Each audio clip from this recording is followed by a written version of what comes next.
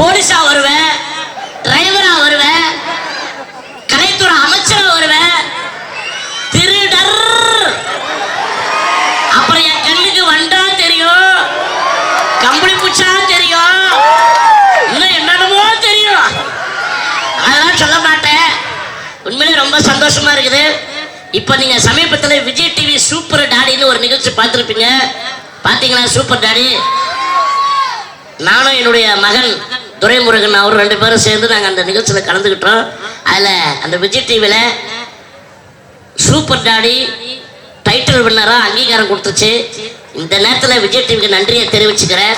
அதுக்கு காரணம் நீங்கள் தான்.